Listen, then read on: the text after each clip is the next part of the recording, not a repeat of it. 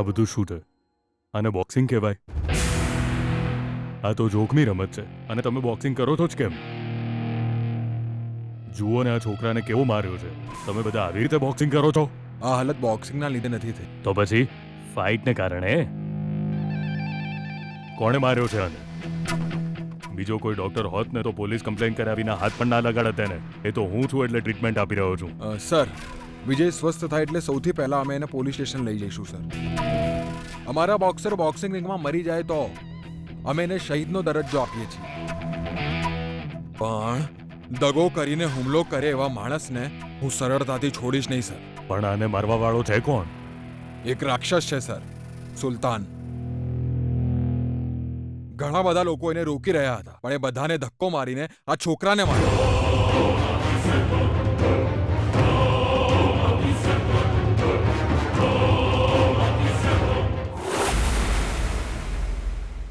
મેં એને આટલો બધો માર્યો, તેમ છતાં એણે મને સામે એક મુક્કો પણ નથી માર્યો.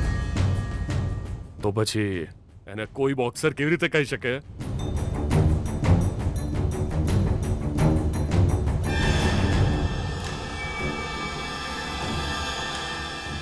આમ તો તું સુંદર લાગે છે.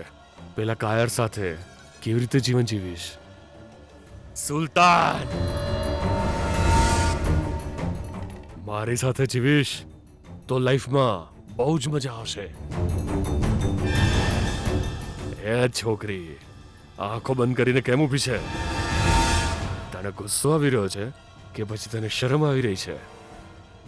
ગુસ્સો આવી રહ્યો હશે એટલા માટે કેમ કે મેં તારા પતિને કાયર કહ્યો હે ને?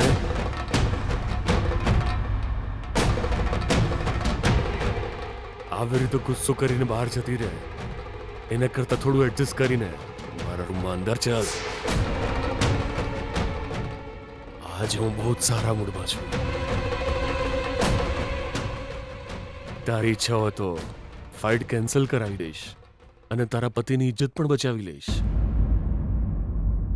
આવે છે અંદર કે પછી તારો પતિ કાયર છે એવું સ્વીકારી લઈશ?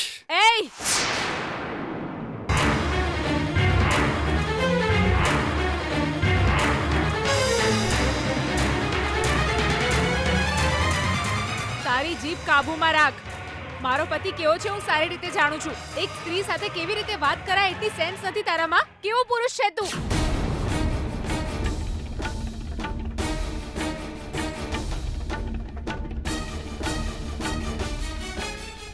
તારા પર હાથ ઉપાડવાની મેં ના પાડી હતી એટલે પ્રતિકાર કર્યા વિના તને છોડી દીધો મારા પતિએ. જો એવું ન હોત તો આજે જ તારી વાર્તા પૂરી થઈ જાત.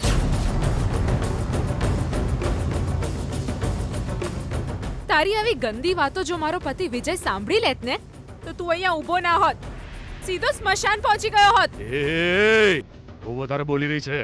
ખાલી બોલતી નથી, સિંહણની જેમ ગર્જના કરી રહી છું. રાક્ષસ!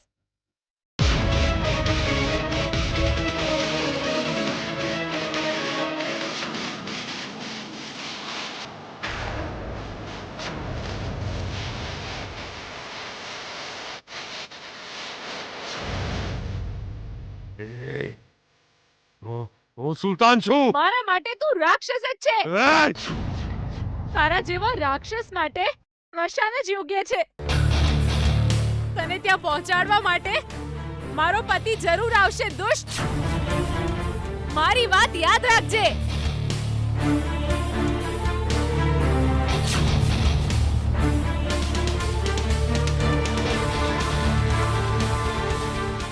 આજે મેં એની બહુ દોરાઈ કરી છે. તારો પતિ 1 મહિના સુધી ઊભો નહીં થાય. અરે તો ઊભો જ નહીં થાય. એ મારો પતિ છે. આજે જ ઊભો થઈ જશે. એ ઊભો થશે અને તારી સાથે ફાઇટ પણ કરશે અને તને બહુ જ મારશે. નાલાયક! તને હરાવશે. તારું અભિમાન ઉતારી દેશે. પાપી!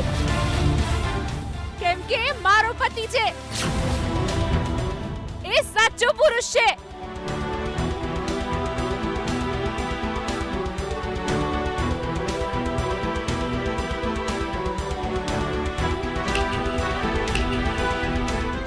આમ જો રાક્ષસ, વિજય ફાઇટ નહીં કરે એ જ કહેવા આવી હતી હું. પણ હવે તને કહી રહી છું, સાંભળી લે. 2 દિવસમાં ફાઇનલ મેચ છે. જો તારામાં તાકાત હોય તો મારા પતિની સામે બોક્સિંગ રિંગમાં ઊભો રહીને દેખાડ. સોરી, મારાથી ભૂલ થઈ ગઈ. જો તું ખરેખર પુરુષ હોય તો મારા પતિ સાથે ફાઇટમાં જીતીને દેખાડ. આ વિજયની પત્ની ગીતાનો તને ચેલેન્જ છે, રાક્ષસ.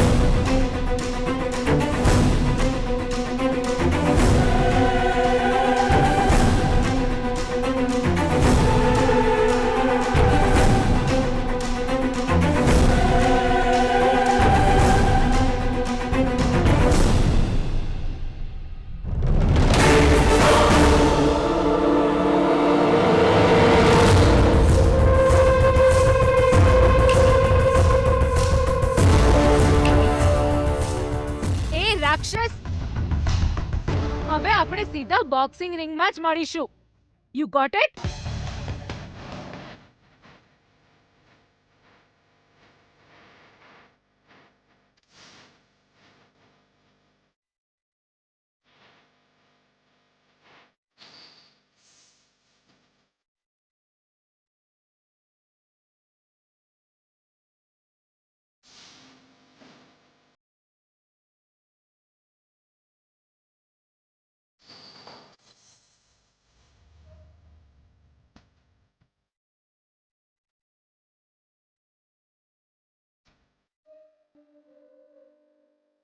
ખતમ કરી દેશે ને? ખતમ કરી દઈશ. વિજયની તો ચટણી બનશે. વિજય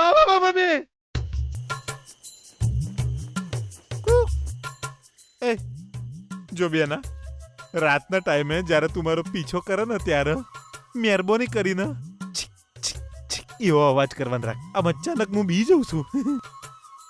હેલો ના, અત્યાર સુધીમાં તો બધા બ્યુટી પાર્લર બંધ થઈ જશે. હું કહું છું બેના, વધેલો મેકઅપ ચમચીથી ઘસી ઘસીને મૂઢે લગાવી દે. કાલ જતી રહેજે. ચો જાય છે? પૂછી લીધું ને? આખરે તે પૂછી જ લીધું ને? તારી અપશુ કનિયાળ જીભ કાબુમાં નથી રહેતી ને? ક્યાંક જતી હોઉં ત્યારે ક્યાં જઉં છું, શું કામ જઉં છું, આવું ન પૂછવું જોઈએ એટલી બુદ્ધિ નથી તારામાં? ભૂલ થઈ ગઈ. ભઈલા, હા, આ વાત હંમેશા યાદ રાખજે. હું તારો ભઈલો છું. મારી એ જવાબદારી છે. તું આટલી મોડી રાતે ઘરની બહાર જઈ રહી છે, એવો આમ વાળ ખુલ્લા રાખીને રસ્તા પર કેટલા ખતરનાક જાનવરની પણ મોણ ફરતા હોય છે, ખબર છે ને તને?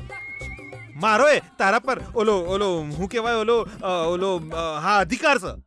પણ તું અધિકાર જમાવતો હોય એવું નથી લાગતું. ઓવર એક્ટિંગ કરતો હોય ને એવું લાગે છે. જો, હું અત્યારે વિજય પાસે જઈ રહી છું એને સમજાવીને ઘરે લાવવા માટે. બેના આટલી મોડી રાતે જાય તો નકોમી તારી ઊંઘ બગડશે. એના ઘરે લાવવું એ તો કેટલો મોટો ટાસ્ક છે. એક કામ કર, અત્યારે તાર રૂમમાં જા અને હુઈ જા. હવાર મુએ તાર જોડે આય જા. તું પાગલ છે? સુલતાન વિજયની ધોલાઈ કરીને ગયો છે. વિજય 100% લીગલ એક્શન લેવાનું વિચારી રહ્યો હશે. વિજય એવું કંઈ કરે પહેલા મારે એને રોકવો પડશે.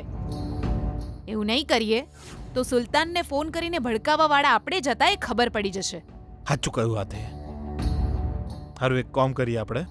આ રાતના ટાઈમે પીચ કુર્તો પહેરવાનું ભાઈએ મને ના પાડી છે, એટલે હું કુર્તો બદલીને આવું. Just minute.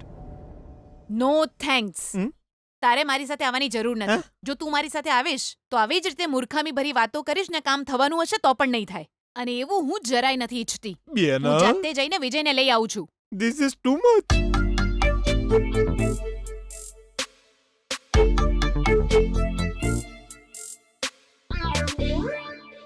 મ્યુઝિક ઘોડા જેવી વાત કરું છું એમ? એટલે હું કોમેડિયન છું, મારી અંદર કોઈ સિરિયસનેસ નહીં. સારું તાણ.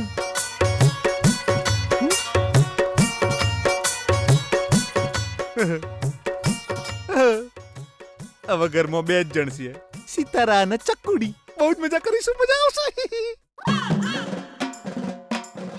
ચમલી, આટલો ખરાબ લુક આલે છે. મારો કહેવાનો અર્થ એ નતો. હું તો એમ કહેતો હતો કે તું જે આલે એ હું ખાઈ લે અને પછી મારા રૂમમાં જઈને હોઈ જાય.